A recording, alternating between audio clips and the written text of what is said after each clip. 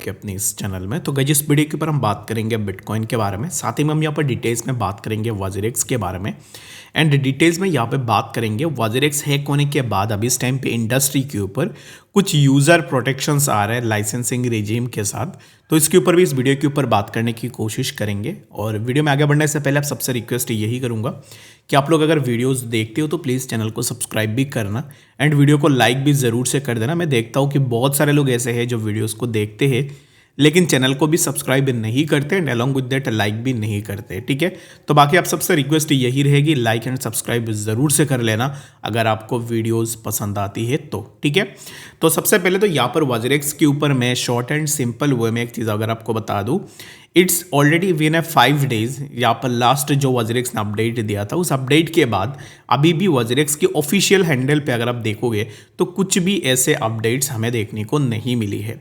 At the same time अगर मैं बात करूँ पाई42 एक्सचेंज के बारे में एंड बाकी शार्डियम के बारे में, ये जो दोनों प्रोजेक्ट्स है ये निश्चल शेट्टी के ही प्रोजेक्ट्स है एंड इन दोनों प्रोजेक्ट्स के ऊपर अभी इस टाइम पे काम चल रहे, यानी कि ट्विटर वगैरह में पूरा अपडेट्स आ रहे हैं लेकिन वॉजरेक्स पे कोई भी अपडेट नहीं दी जा रही है। जिसके ऊपर मैंने पहले भी डिस्कस किया था कि एक बिजनेस से उन्होंने पैसे बना ली है, अभी नया बिजनेस बना रहे तो उसके ऊपर ज़्यादा इस टाइम पे फोकस भी कर रहे हैं, ठीक है। तो अभी यहाँ पर ना इस टाइम पे बहुत सारे लोगों की क्वायरीज ये है कि विड्रॉल कब तक मिल सकता है, विड्रॉल आईएनआर में मिलेगा या फिर हमें क्रिप्टो में मिलेगा या फिर यूएसडीटी में मिलेगा। उस वीडियो के ऊपर कल मैंने डिटेल्स में डिस्कस भी किया है कि क्या पॉसिबिलिटीज़ है, उस वीडियो को जाके भी ज़रूर से एक बार चेकआउट कर लेना, ठीक है। तो सबसे पहले अगर हम देखेंगे तो क्रिप्टो और not industry to focus on user protection licensing, जो कि यहाँ पर यूज़र प्रोटेक्शन के लिए अगर आप देखोगे तो इन रियलिटी में मैं अगर बात करूँ तो यूज़र्स के प्रोटेक्शन के नाम पे कुछ भी नहीं है। वॉजरेक्स हैक होने का 4 मंथ्स हो चुका है, अभी तक कुछ भी यहाँ पर प्रॉपर एक्शन वॉजरेक्स के ऊपर नहीं ली गई है।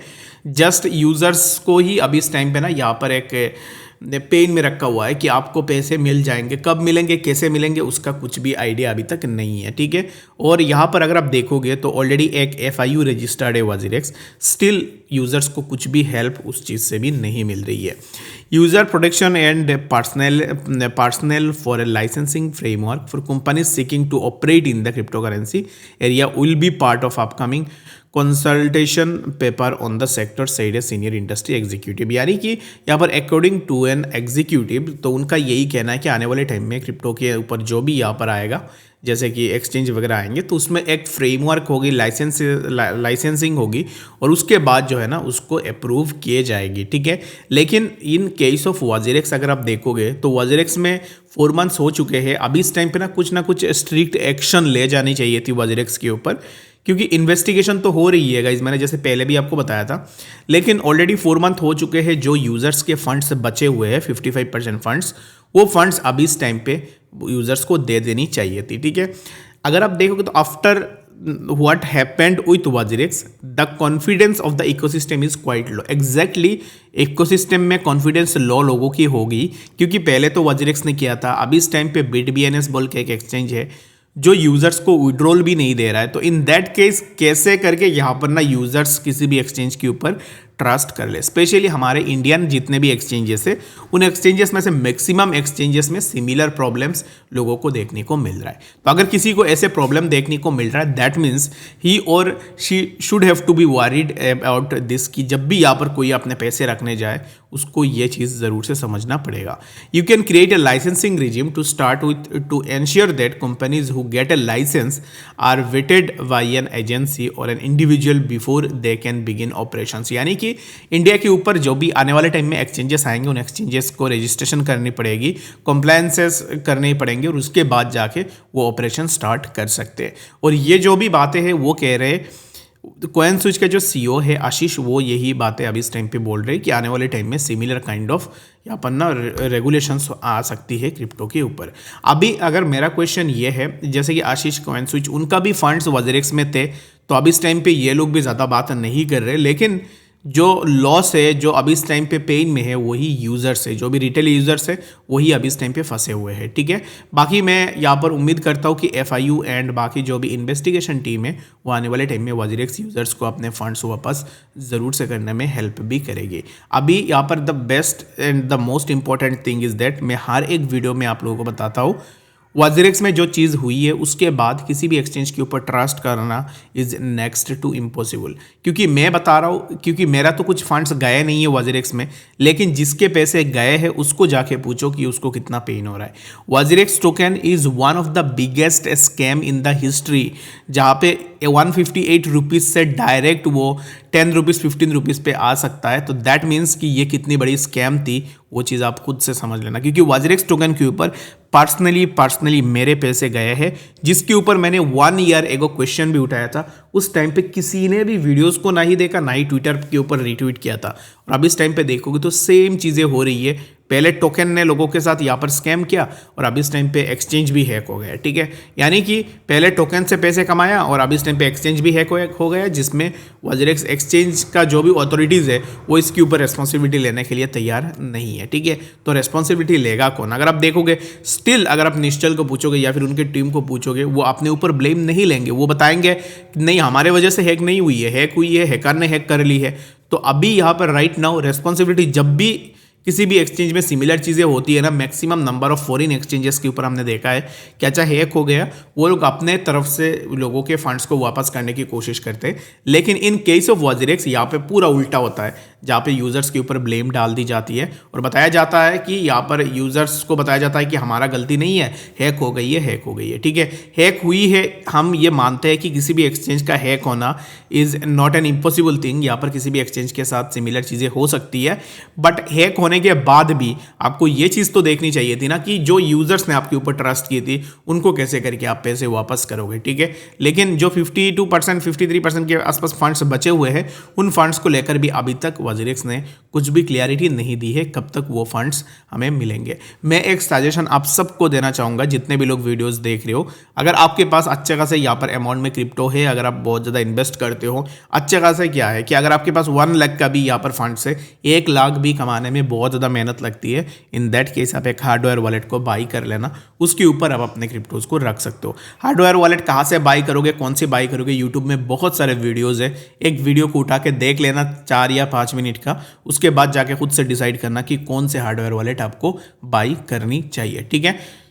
तो चलिए भी बात करते हैं यहाँ पर बिटकॉइन के बारे में कि एक्जैक्टली बीटीसी में क्या नेक्स्ट मूवमेंट हमें देखने को मिलेगा। जैसे कि कल मैंने बताया था कि इसी जोन पे बीटीसी के लिए एक अच्छा खासा सपोर्ट है, एंड राइट नाउ देखोगे तो प्राइस ने एक कंसोलिडेशन ली, जो कि नियर अराउंड प्राइस आया था 95,000 के आसपास, एंड यहाँ से प्राइस में थोड़ा मूवमेंट हमें देखने को मिल रहा है।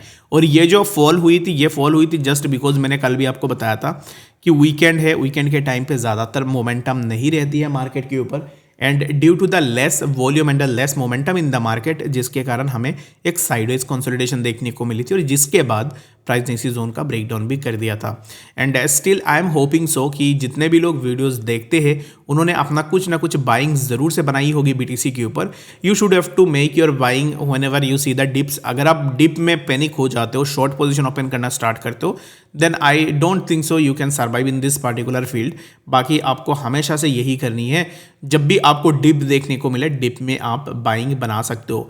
I am not someone who will create unnecessary FUD and unnecessary fear among the users।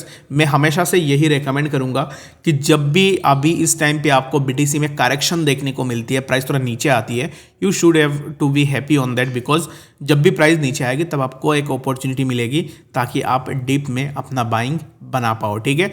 The day when you realize that जब मार्केट नीचे आती है तब हमें बाइंग बनानी है, दैट मीन्स कि you should have make a lot in the crypto market, क्योंकि मैक्सिमम नंबर ऑफ पीपल जो मार्केट में आते हैं उनका हमेशा यही फेयर रहता है कि यहाँ पर अगर मार्केट नीचे आती है तो फिर हम सब लॉस कर देंगे, हमारे ज़्यादा से ज़्यादा लॉस हो जाएगा। ऐसा बिल्कुल भी नहीं है। जितना अभी इस टाइम पे मार्केट नीचे आती है उतना आप एक्यूमुलेट भी कर सकते हो। What will be the next possible momentum for the BTC? तो नेक्स्ट जो मोमेंटम रहेगी, the next momentum would be like that which will be near around this particular zone 99,200। इसी जोन का एक बार ब्रेकआउट अगर हो जाता है, that means you can expect कि हमें यहाँ से price further 100K and later you can expect कि हमें प्राइस में फर्दर और भी थोड़ा मूवमेंट देखने को मिल जाए। तो for now I am bullish on BTC and I am still expecting that कि 100K हमें बहुत जल्द देखने को मिलेगा। तो यहाँ पर आगे जाके यहाँ पर पछता के कोई फ़ायदा नहीं होगा। राइट नाउ जहाँ पे प्राइस चल रहा है यहाँ पे भी एक्यूमुलेट करना चाहते हो, you can start accumulating from this particular zone as well. I hope कि आपको बीटीसी में समझ में आ गया हुआ कि एग्जैक्टली बीटीसी में क्या नेक्स्ट मूवमेंट आ सकता है, ठीक है। अगर हम बाकी ऑल्ट्स के ऊपर बात करें ना, तो मैक्सिमम नंबर ऑफ ऑल्ट्स ने यहाँ पर एक अच्छा सा मोमेंटम भी शो की है। तो ऑल्ट्स के ऊपर अभी इस टाइम पे आप ध्यान दे सकते हो। बाकी अगर आपने ऑलरेडी ऑल्ट्स में बाइंग बनाई होगी तो मेरे हिसाब से right now you can hold your position. अगर आप देखोगे माना, सैंड, ये जितने भी कॉइन्स थे, यहाँ पर सैंड की अगर स्पेशली मैं बात करूँ तो सैंड के ऊपर पंप होने से पहले ही मैंने अपने टेलीग्राम पे भी बताया था कि सैंड के ऊपर एक अच्छा खासा मोमेंटम आएगा। And when the price of sand break this particular zone, जब प्राइस ने इसी जोन को ब्रेक किया था, उसके बाद डायरेक्टली अगर आप देखोगे तो 100% के आसपास प्राइस में मूवमेंट हमें देखने को मिली। एंड सैंड को इसी पर्टिकुलर जोन के ऊपर मैंने मार्क करके आप लोगों को बताया था कि यहाँ से सैंड में एक मूवमेंट हो सकती है, जिसके बारे में मैंने टेलीग्राम पे भी चार्ट शेयर किया था। बाकी अगर आप एक्टिव हो टेलीग्राम पे तो होप्स हो कि आपने सैंड के ऊपर भी एक अच्छा खासा बेनिफिट भी किया होगा, ठीक है। तो बाकी ऐसे और भी बहुत सारे कॉइन से आने वाले टाइम में आपको देखने को मिल जाएंगे, तो जितना हो सके उतना एक्यूमुलेट करने की कोशिश करो। बाकी किसी भी कॉइन को लेकर कुछ भी डाउट है या फिर टेक्निकल एनालिसिस जानना चाहते हो किसी भी कॉइन के बारे में, कमेंट सेक्शन में बता देना, मैं ज़रूर से आंसर करने की कोशिश भी करूंगा। बाकी इस वीडियो के लिए फिलहाल इतने ही, मिलते हैं अपडेट्स के साथ, तब तक के लिए गुड बाय।